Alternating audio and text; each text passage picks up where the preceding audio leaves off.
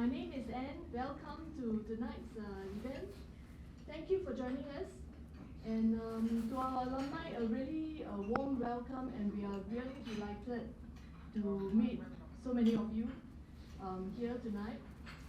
Continuous learning is actually one key thing that NTU has always wanted to support our alumni on. So while you're in Philippines, we actually do have a monthly virtual event called NBS Knowledge Lab that you can join us online.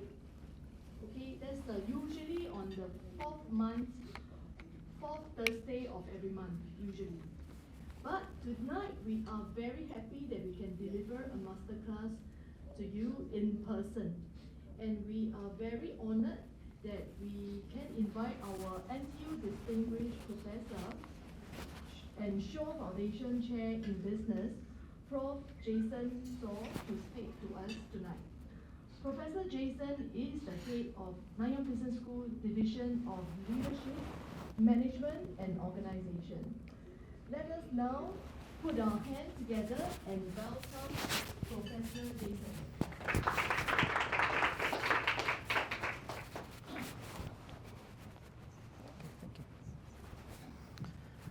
Good evening, everyone. Nice to see you. Thank you for coming. Thank you, Anne, for the very nice introduction. I forgot my thing. To all the alumni, good to see you again, as it were, and thanks for staying connected with the NTU community. Please come back and see us. I don't have a picture of it on this slide, but it did flash a few places. Our new NBS building, which is really delightful. And so if you're in Singapore, come out to campus and knock on the door and have a tour of the new building.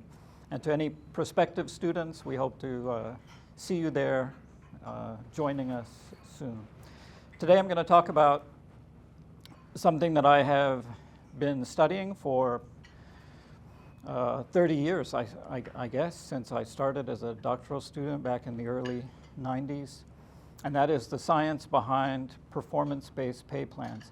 I was talking with a few people beforehand, and they insightfully pointed out that one of the reasons why studying and talking about pay for performance is so interesting is because there are so many different, highly varied opinions about whether you should use it, whether it's good or bad, whether it's effective or ineffective, whether it's functional or just completely dysfunctional.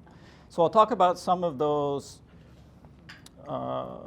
differences in opinions and then try to let you in on some of the science of performance-based pay as I see it. Not in terms of talking about a scientific paper, but talking about what we know in general about what goes on with performance-based pay in companies. So first we'll start by talking about performance-based pay as being popular, extremely popular actually, but also extremely polarizing to people and organizations alike. And then when we outline the science of performance-based pay, I'm going to try to boil it down to three stylized facts. This is actually a phrase that I believe the economists came up with some time ago. So these are stylized and based on accumulation of what we see in the literature about the effectiveness of performance-based pay. Okay, here's some examples of the popularity of performance-based pay in general.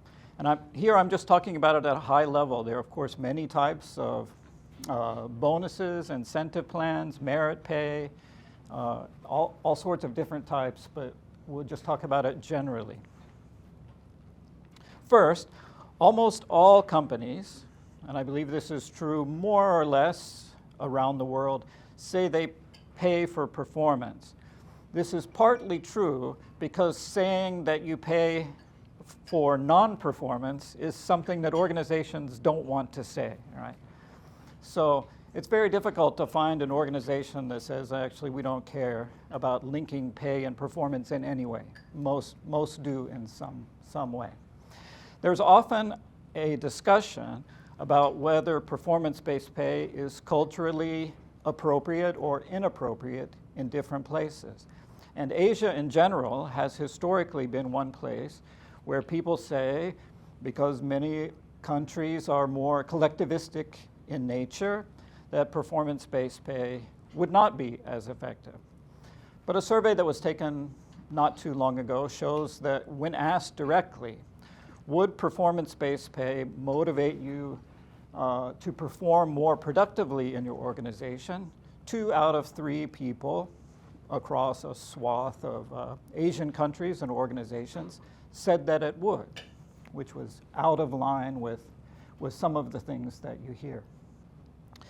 And there have been large-scale migrations to performance-based pay in several countries and territories where historically they have not been used. For example, Finland is one. Finland is highly unionized, nearly 100%. Of employees are covered by collective bargaining agreements, and historically, those were seniority-based. But in the last 10 or 15 years, there's been a movement with negotiations with the unions that performance-based pay would be more widely adopted. And many organizations, government and private, reoriented their pay systems toward performance-based pay. The same was true in Hong Kong. When I was there, I lived there for several years, and the university where I worked had never used performance-based pay in decades of history. And at some point during my tenure there, they implemented the first merit pay system. This is true even here in the Philippines, where the PBB system was first began to be introduced in 2012, about 10 years ago or so, and it's gone through some modifications, as I'm sure you've been following. And sometimes there's support from surprising sources for performance-based pay.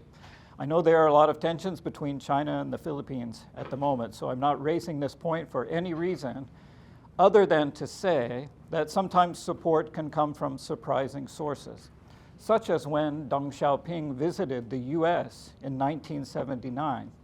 At this time, the economy of China was essentially closed off from the rest of the world, and he had a request to visit a US organization that had a particularly successful performance-based pay plan. Those of you that have been to MBA program may remember the case of Lincoln Electric, which had a very unique, effective, long-standing performance-based pay plan, even in 1979. And one of Deng's requests when he visited the US was, let's go see Lincoln Electric. As he left, he said this could become the model for opening of the Chinese society, the model compensation plan. So again, sometimes from surprising sources. But it's also extremely polarizing. For example, even in the US, where performance-based pay dominates, there are some sectors where there continues to be heated debate about whether its use is appropriate and effective. For example, in the federal government and with public school teachers. A little personal anecdote, but some years ago, I was at an airport in the States, going over to somewhere in Europe to give a talk much like tonight. And while I was waiting at the lounge, I called my mother, and she said, "Where are you going today?" And I told her why I'm going to give a talk at this conference. "What are you going to talk about?" "I'm going to talk about performance-based pay." And she said, "Please tell them it's a bad idea." She was she's long ago retired school teacher, but she just has extremely strong opinions about the use of any type of performance-based pay or incentive and so forth. Recently, last 10 years or so, a lot of talk in the popular press and the media about the appropriateness of the use of bonuses and other types of performance-based pay plans for investment bankers and top executives and so forth. There's also a lot of controversy or negative opinion from popular authors and speakers. Does anyone know this person? No one knows. His name is Daniel Pink, and he wrote a best-selling book called The Puzzle of Motivation about 10 years ago or so. The Power of Regret. Sorry? He also wrote the book Power of Regret. Correct, right. He's written several best-selling books, yeah. Okay.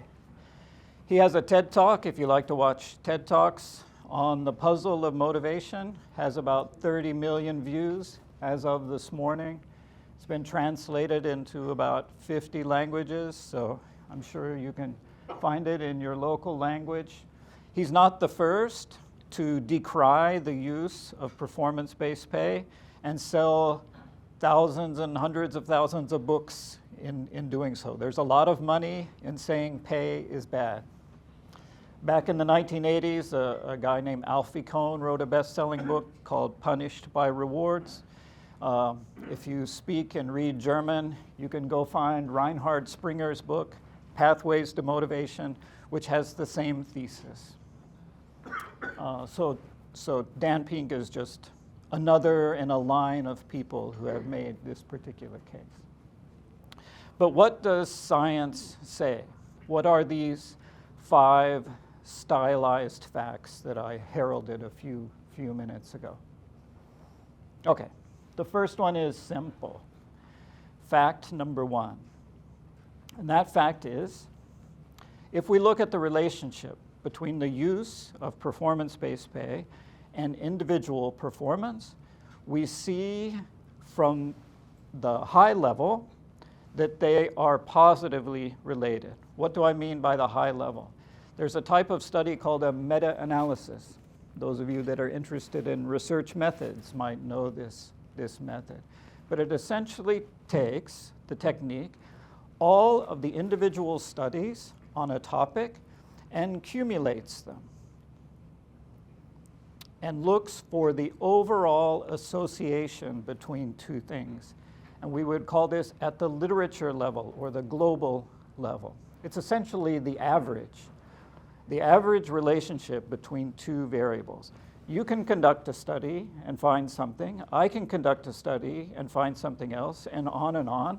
And then when we average all of those out, what do we see? And what we see is a consistent positive relationship between these two things. So what is the magnitude of the relationship between performance-based pay and individual performance? Well, we're not going to do a statistics class here, but here are what the correlations are from these analyses. This was about, I hate to say it, but about 25 years ago, my colleagues and I did a meta-analysis of financial incentives and performance. And we found that the overall correlation between them was 0.34. Is that a high number or a low number? No. Strong correlation or a weak correlation? Okay. Usually people say that's a weak correlation. When we talk about individual performance, what explains most of the variation in individual performance? In fact, it explains about half. Intelligence. The number one predictor of job performance across jobs and occupations and so forth is intelligence. In many cases, this explains about half of the variation in performance. If I had to use one thing in selection, for example, to bring you into the organization, I should use cognitive ability or intelligence in most cases. So there's only about half left. If we squared this number, those of you that are in like statistics, we would get the explained variance of pay. It explains about 10%. But 50% of that variation is already taken up by something else. So it's a reasonably strong, moderate to strong association, given the known predictors of performance. Importantly, it's positive, it's not negative. Our analysis showed the correlation with quality of performance, this is how much you do, this is how well you do it, was 0.06, much closer to 0. But it's still positive in terms of its sign. Some friends of mine recently did an updated meta-analysis of the same literature, taking into account 25 additional years of research. And here's what they found. The quality correlation went down, but it's still positive and significantly different than 0. And as the number of studies accumulated, we see the quality correlation or association is also positive. So aside from what the best-selling authors and speakers say, the science says that in general, they are positively associated. If you adopt performance-based pay, you will see increases in individual work performance. The second fact is that the use of performance-based pay does not erode intrinsic motivation. Anyone ever heard this before? If you use extrinsic incentives, people will become less intrinsically interested in what they do. We've heard this? This is what Dan Pink says in his book, essentially. It comes from a popular theory called self-determination theory, or SDT. And this theory suggests that if you use extrinsic rewards to reward people's behaviors, performance, that they will become less intrinsically interested in those tasks. They will like doing what they're doing less. Pink and Alfie Kohn and Springer, they rely heavily on this theory. So what are the arguments from self-determination theory? First, the assumption is that people are not motivated by extrinsic rewards, like money. The second is rewarding people with money reduces their liking for their tasks. Where does this insight from the self-determination theory people come from? It comes from about 50 years ago when a psychologist conducted some experiments with school children. And in one condition, he gave them some extrinsic reward for playing a game, essentially putting together a puzzle. Once they did it successfully, they were incentivized, if you will, to do that. And then in the other condition, he had children doing the puzzle with no reward. And then at some point, he stopped the experiment. And he said to the children in both groups, for the next so many minutes will be free time. And he left them in the room with the puzzle. And what happened? The children who had been given extrinsic rewards for doing the puzzle spent a few fewer seconds playing with the puzzles in their free time. And the conclusion from this and a couple of follow-up studies was that if we give extrinsic rewards for people for doing something that they like to do, that they will like to do it less. Now think about that for a minute. Is that conclusion the right one?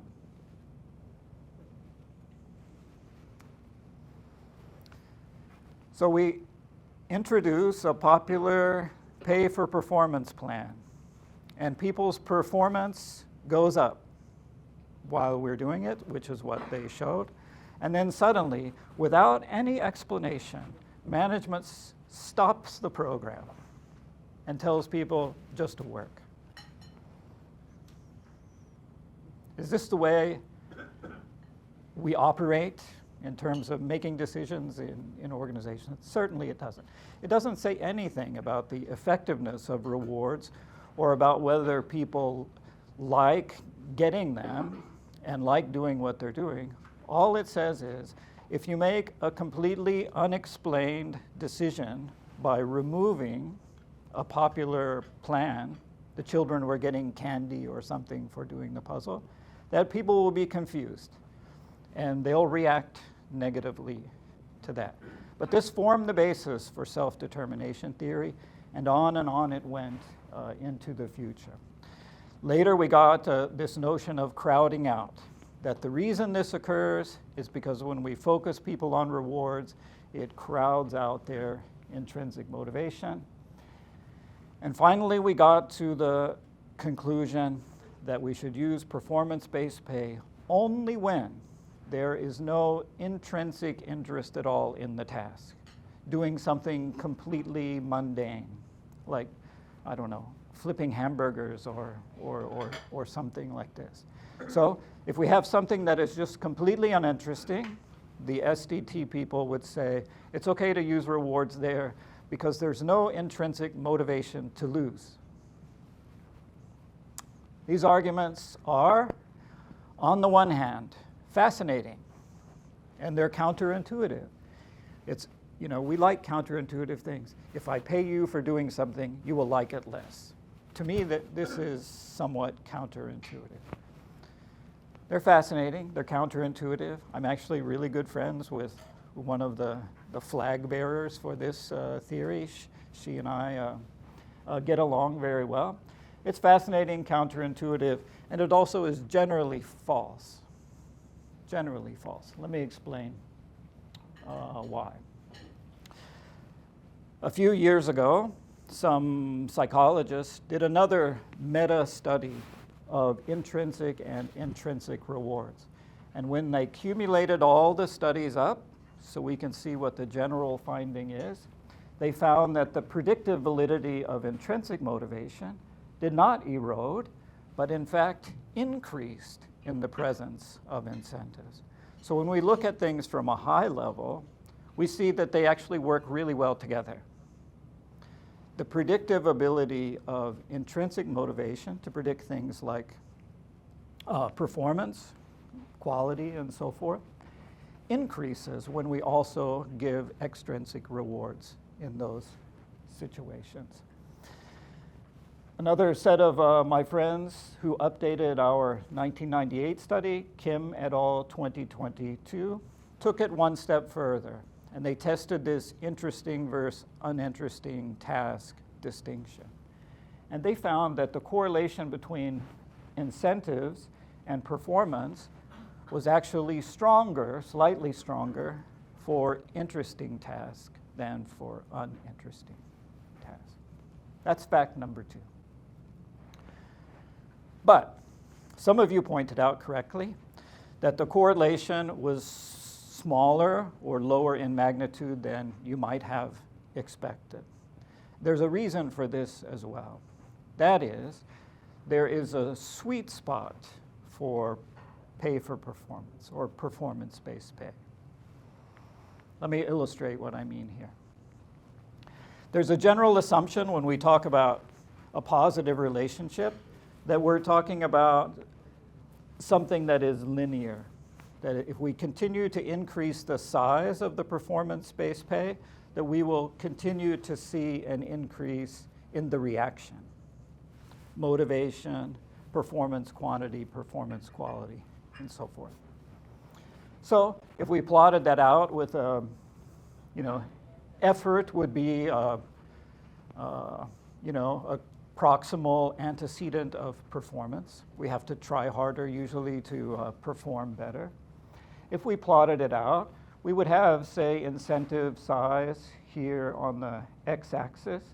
And as it gets larger, we would predict that effort would continue to go up and up and up and up. Is that logical? If I give you 100%, do you try twice as hard as if I give you 50%?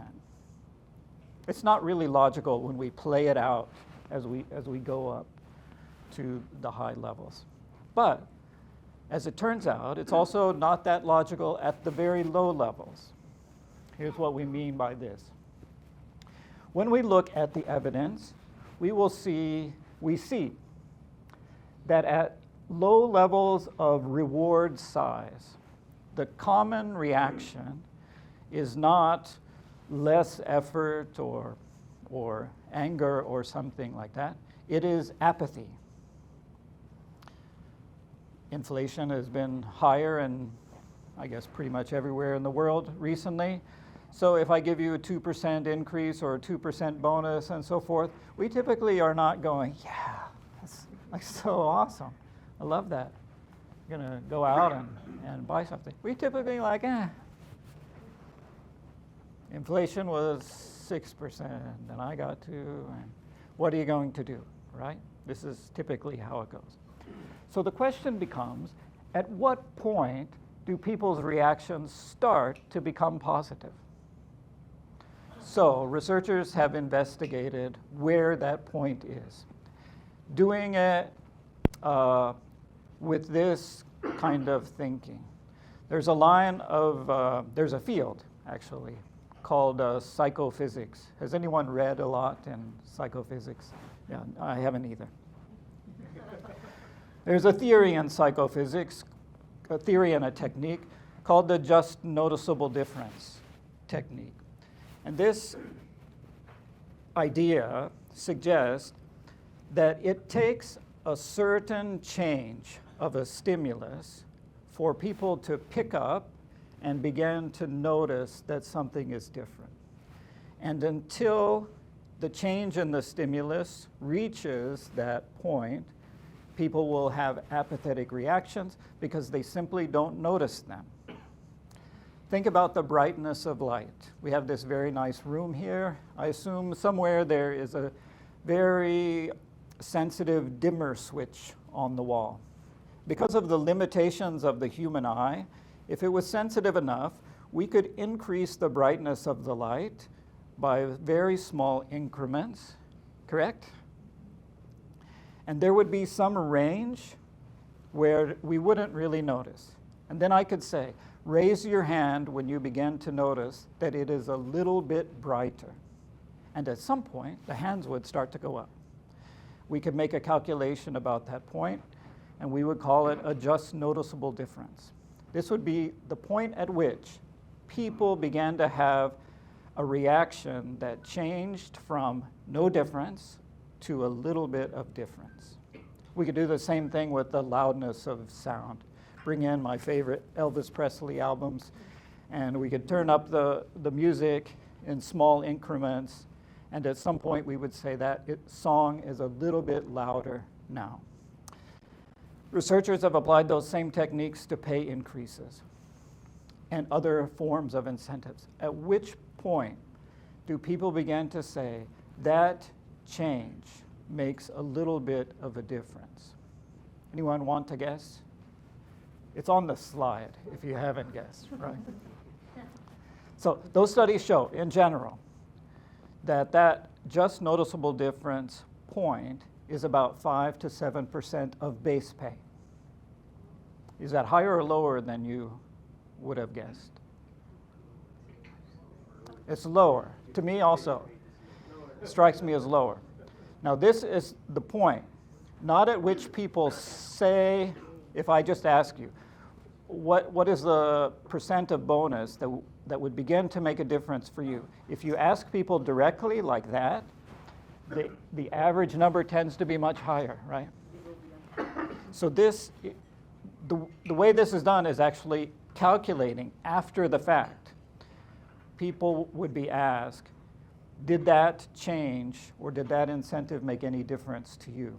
And the point at which they begin to change the label they give to their increase happens at about 5 to 7%. But it's actually lower by quite a bit compared to if you ask them beforehand, how much will make a difference to you? That tends to be 10 to 15% and depends on a bunch of factors like inflation and past pay growth and all of those things. Okay, so a 5 to 7 increase is typically evident as the minimum threshold. Now, what about the top, as we talked about before? At which point do we stop going on this linear line, and does there begin to be diminishing, as the economists would say, diminishing marginal returns of the incentive? Now, this is a little fuzzier at the top. But we do know that eventually it ends.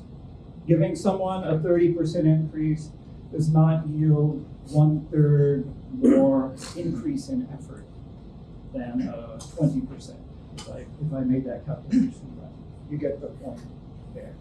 The relationship weakens as incentives get larger. And so what the relationship between incentives and reactions look like is not this straight line, but one that goes like this. These are meaningless, these are decreasingly meaningful. In terms of people's behavioral reactions to the incentive.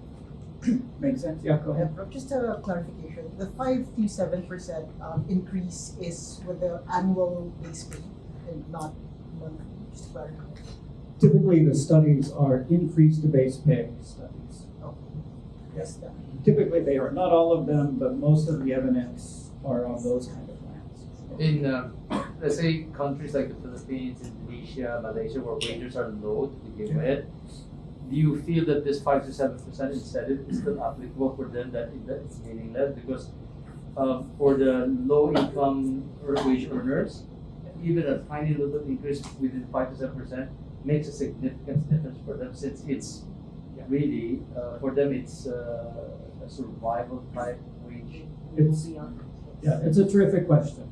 So I just finished a year or two ago, interrupted by COVID, like everything else, a global study of reaction. Unfortunately, I was never able to get Philippines data. But I have data from a number of countries around, also with relatively lower wages. And we're looking at it, but I don't have an answer for you yet. So far, the 5 to 7% has been relatively stable across samples, whether they were more highly paid samples or relatively lower, but conducted in North America and Europe, where payloads are high.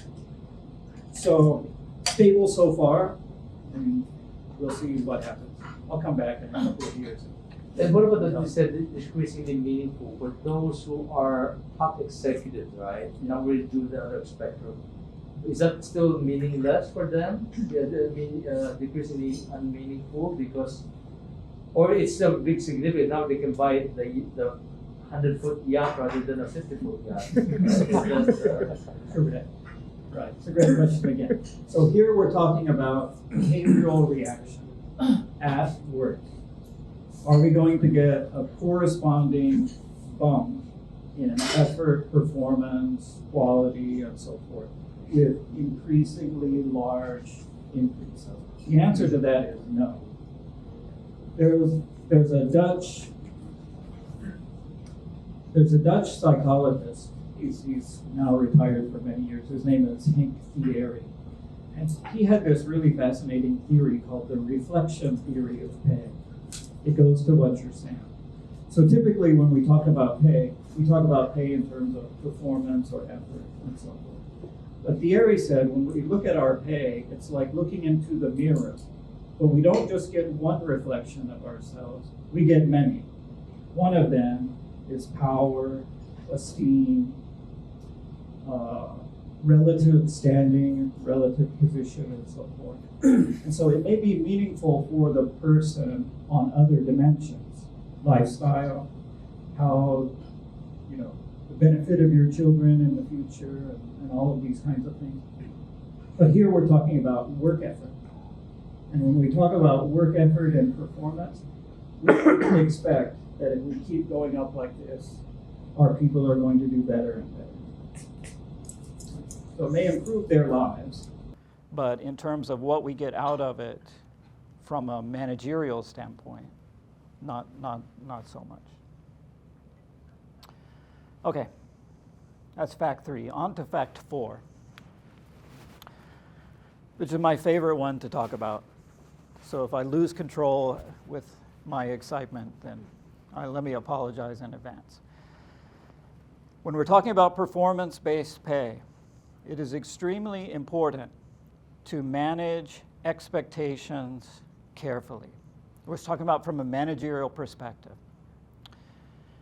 That is, prior to the administration of rewards, it is very important from the managerial perspective to manage people's expectations about what they might get. The reason is that reactions to unmet expectations are complicated. If we knew that people had a 10% positive reaction to getting more, a little more than they expect, and a 10% negative reaction to getting less than they expect, then it would be very simple. We would know how people are going to react. But reactions to over and undermet expectations are often asymmetric and difficult to predict. And here is why.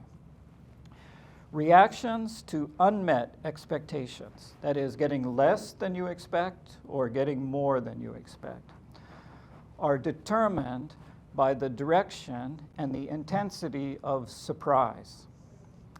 Surprise is a very fascinating emotion because, at least in the English language, emotions, the way they're described, differ quite a bit across languages, as I understand.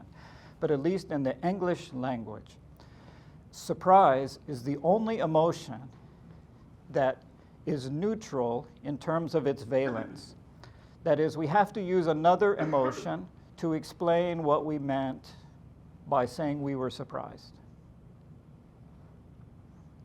If I give you a bonus of 15% and you say, I'm surprised, I have no idea what you mean until you either show me, with your jubilation, which is saying I'm excited, I'm jubilant, and so forth, or you show me with your disgust and your anger, right? Okay, so what determines the direction and the intensity of surprise? The answer to that is whether you felt you had control over the outcome. So what happens when you believe that you have no control over the outcome? For example, you go into your performance appraisal meeting with your manager, your supervisor, and you're going to learn about the incentive level or your performance level for the year, and you believe that the system is corrupt based on favoritism or nepotism or something like this, or uses the wrong or inaccurate performance indicators, whatever the case may be. This would be a situation where you have no idea what's going to happen, and before then, you had no belief that you could control the outcome with your behaviors. Okay. What happens when you believe you have no control over the outcome and you get less than you expect? So, people have studied this. You can do an experiment by manipulating how much control people believe they have, and then you can give them more or less than they expect. And then you can ask them, how surprised were you? And can you describe your surprise to me?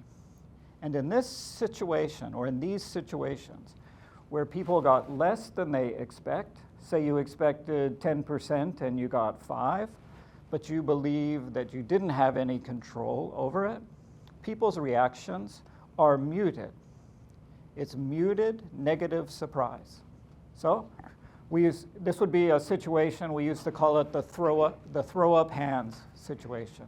Like, I got less. But what can you do? I didn't control that outcome. My supervisor's unfair, biased, the system is bad.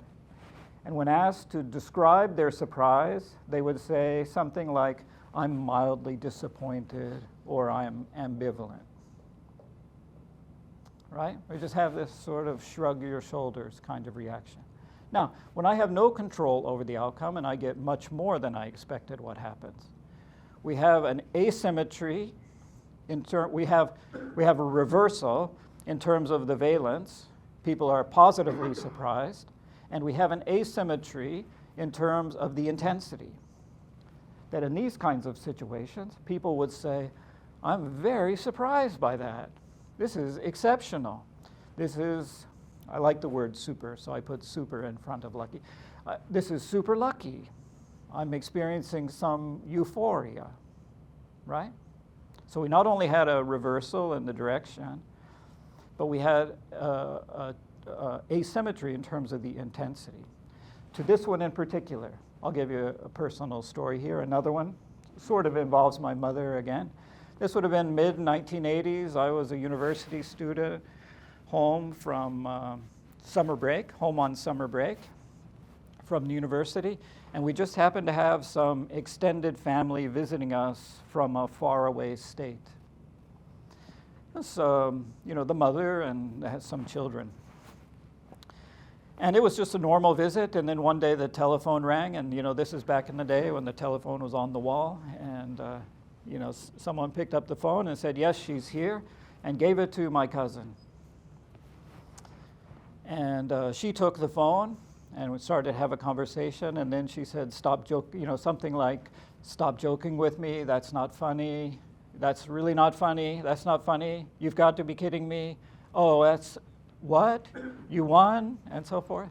And then lots of screaming and shouting and so forth, and as it turns out, her husband, who was back home in the home state, had bought a lottery ticket and won $6 million US.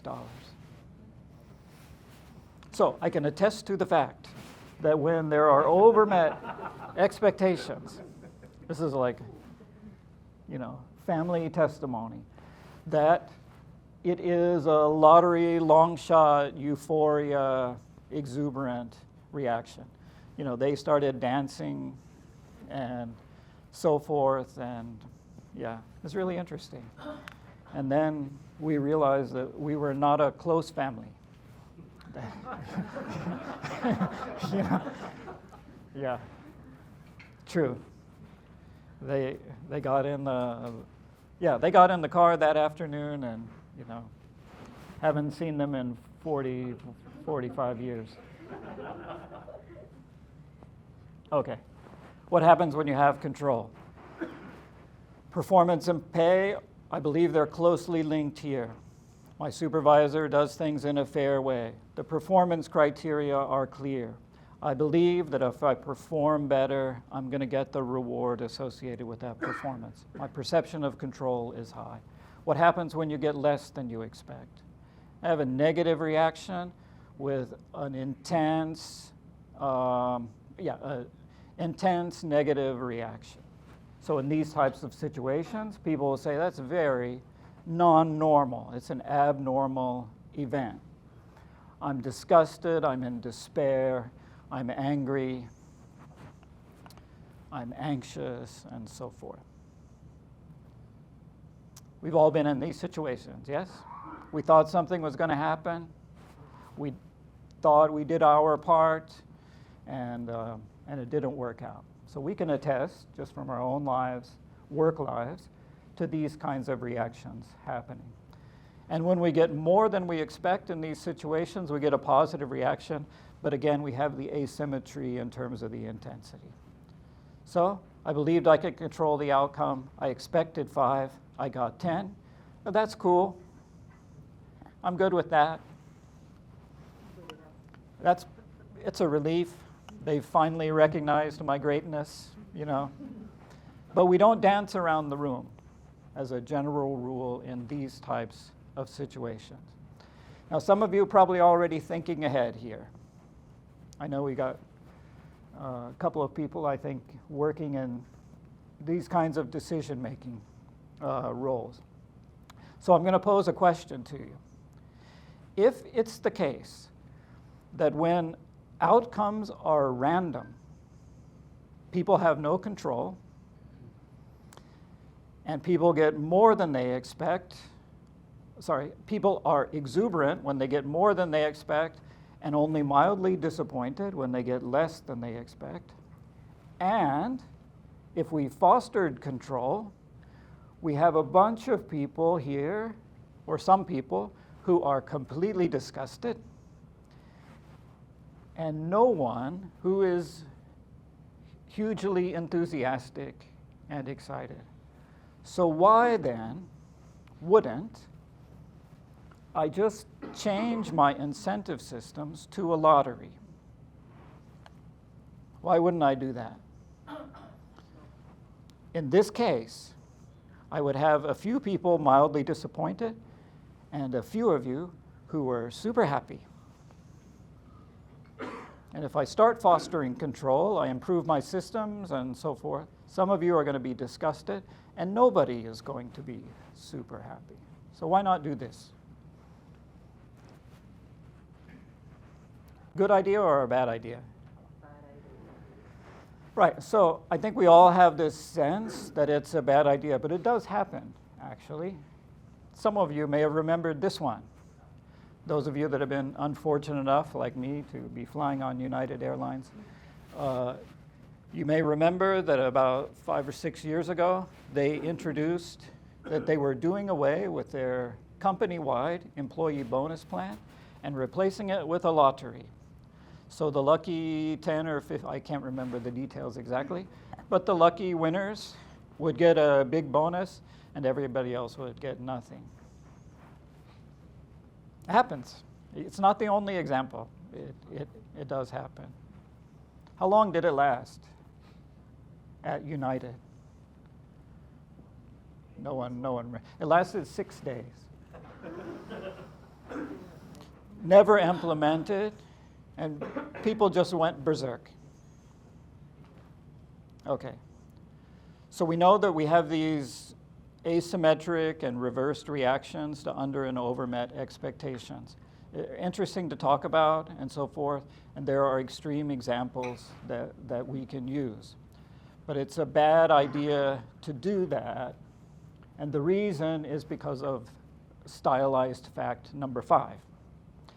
And stylized fact number 5 can be boiled down to these 2 words, that control really matters in organizations. Control is marked by fairness or justice perceptions very, very closely. The extent to which we believe we are efficacious, that we can control what happens to us in the organization, and that the procedures and processes are designed in such a way that we can feel some efficacy to get things done and to perform well and to succeed and to grow and so forth. That control matters a lot to people.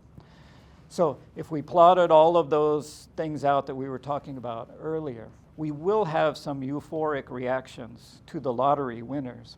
But then this is followed, the euphoria can be followed by despair, because we realize I just won the lottery and it's not going to happen again.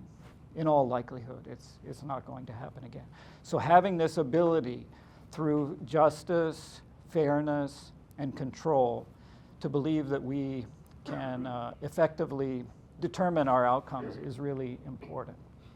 It's perhaps the most important challenge, more than the size of the reward and the notion of intrinsic and extrinsic motivation. Managing perceptions of fairness and justice in compensation is a really critical factor. A number of years ago, we did a study where this would have been a long time ago. My advisor actually did the study where she had a survey of a large number of organizations that were using a novel type of compensation called skill-based pay, where people were given increases in their pay, not for performing better, but for acquiring new skills. And so this was innovative at the time, 30 or 35 years ago, and she had this database, and at some point she said to me, we should go back and contact all of those companies and ask them if they're still using skill-based pay 2 decades later or whatever the case was. And so, I was her former student, so still sort of controlled by the supervisor, so I was sort of nominated to do this. And so I volunteered to go back and contact them. And so I painstakingly went back and contacted all of these companies and tried to find the original informants and so forth. And then we did a model predicting the survival of the plan, the survival of the innovation. And the strongest predictor by far was whether employees believed the original plan was fair.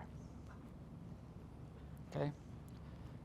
It trumped all of the design features of the different plans. How much people were given for new skills, how long it took them to go to the new skill, all of these things that you might think are important were all superseded by whether people at the beginning thought this was fair. Okay. How do we get there? There's a guy named Leventhal came up with some rules for procedural justice or procedural fairness. And these go directly to how much people believe they can control the outcomes in the situation.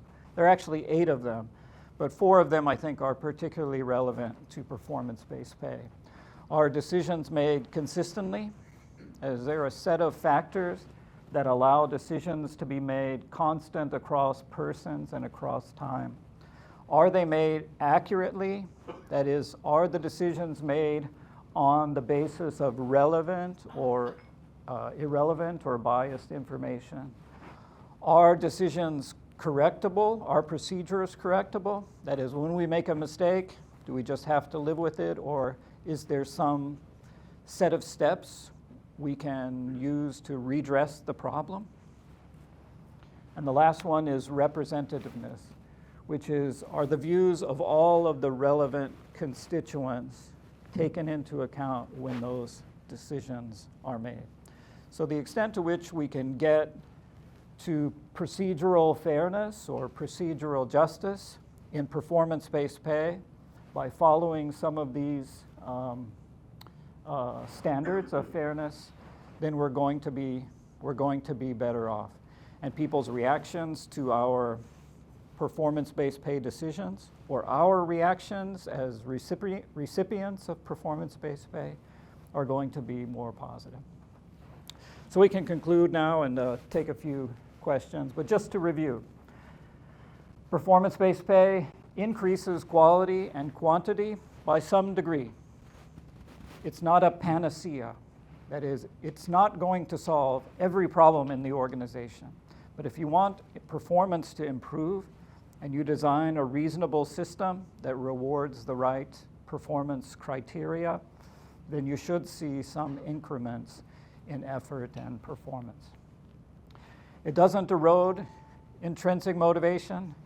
You're free to go read Dan Pink's book. I've read it. It's a good book in terms of entertainment value. He's a talented writer and speaker, but I just disagree with his conclusion, along with the other theorists, that incentives reduce intrinsic motivation. Incentives work best in a reasonable range. There's one study, in fact it's mentioned by Pink and some others, where some researchers went into rural Indian villages and were giving people extreme rewards for the context. Like if you go get a basketball and you shoot a free throw and you make it, you will get like a year's pay, which is, as you mentioned, super important to people who are, in meager to desperate circumstances. And what they found in the study is when they were offered those extreme rewards, their performance declined precipitously compared to more reasonable rewards. So we can take extreme examples and make people choke, essentially, but that's not how we do things in companies, right? We base it on a reasonable set of criteria in a reasonable range, and we don't do extreme things, or we shouldn't do extreme things. Incentives work best from the employee side and from the decision maker side when expectations are managed carefully. And it is effectively facilitated by fairness or justice in the system.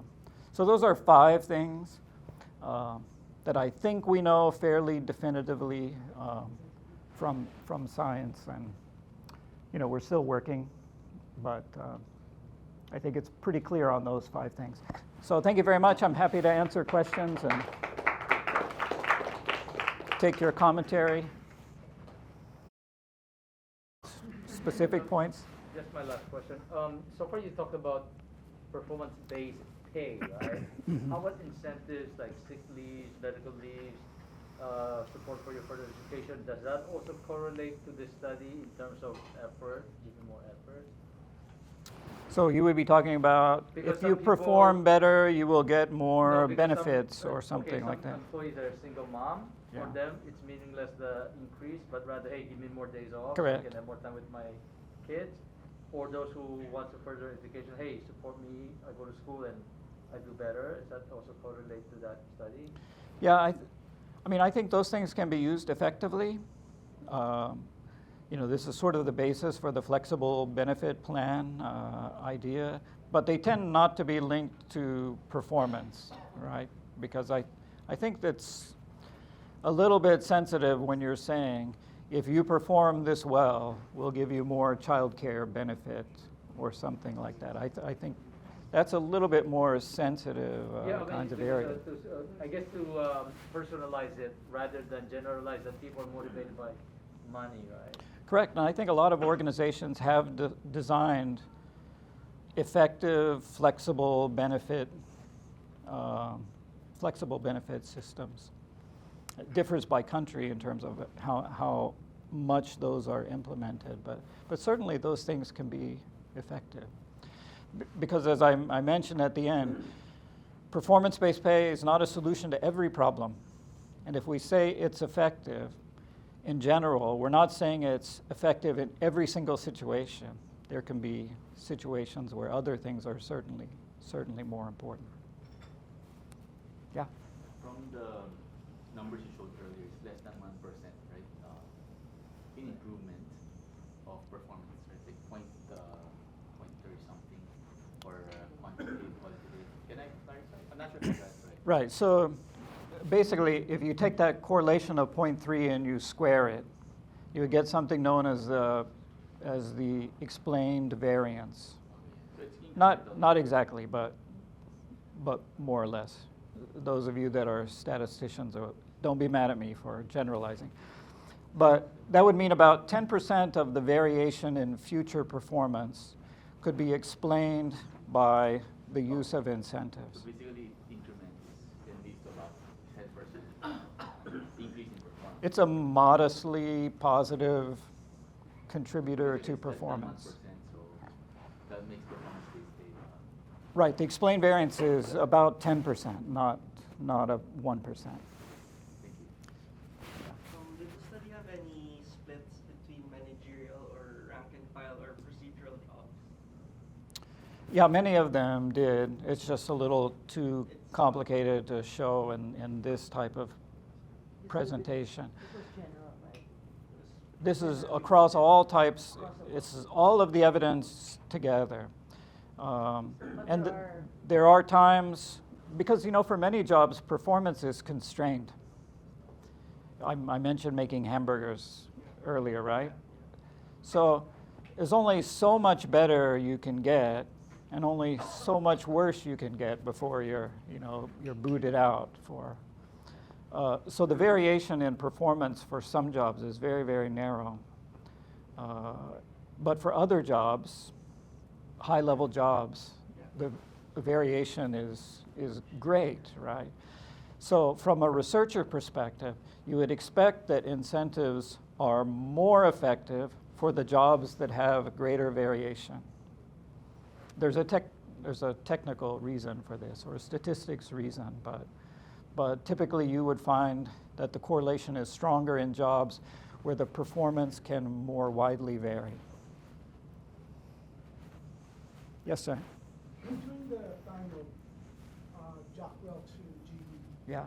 they were not only paying performance, but also whether their leaders were living the values. So, in your experience, does that thing continue with corporations or companies where you're not only totally measuring performance, but whether the leader is exhibiting the values for which the organizations would like everybody to live by. Yeah, Welch was I don't want to say he was an extreme example, but he's a very strong example of a set of principles, right?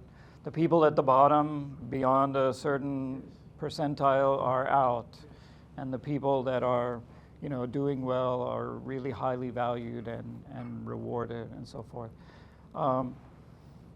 Plus, he had these strong beliefs in the core values and principles of the company. I think that varies a lot across organizations and their cultures and so forth. But a value-based approach, I think, has gained in traction and is very, very common these days. But maybe not as strong as the way he was advocating for it back in the day. Yeah. Okay, any? Yes. You mentioned earlier about like for higher performing, for higher level positions, like because the variation for performance is so wide, so the incentives would be more effective in that regard. What are your thoughts on like how, especially in the West, there's this like tension between the working lower income people and seeing how the CEOs are getting these really huge pay packages? Like how does that affect motivation? What's like a good middle ground, especially within this framework of being less Yeah. Versus the meaningfully increasingly meaningful?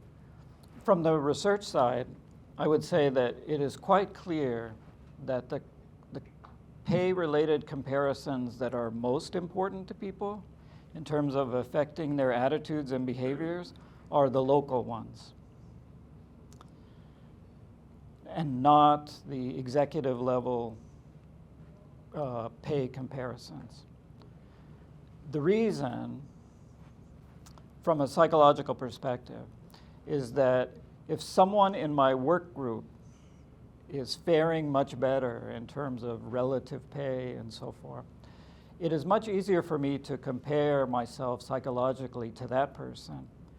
It's easier for me to imagine myself in your place, let's say, than it is for me to imagine myself being in Larry Ellison or Bill Gates' place, right? If I was working for Microsoft, I could compare my pay to the executive level pay. But it's not easy for me as a lower level person to imagine myself in that position, right? It is, the technical term is, it's not mutable or feasible. As a result, it's less psychologically painful. Those types of discussions get in New York Times and Wall Street Journal because the pay gaps are so wide that it is a societal and a cultural issue with some negative implications. But in terms of affecting people's day-to-day lives, it's the local comparisons that matter. Right. Okay, Anne. Okay, thank you everyone. Thank you, Prof, for sharing with us. So the event welcome. is over, but we still have food. Please stay around and meet your friends. I can see that some of our MBAs are catching up with one another. Please go ahead. Thank you, everyone. Thank you. Thanks, Prof.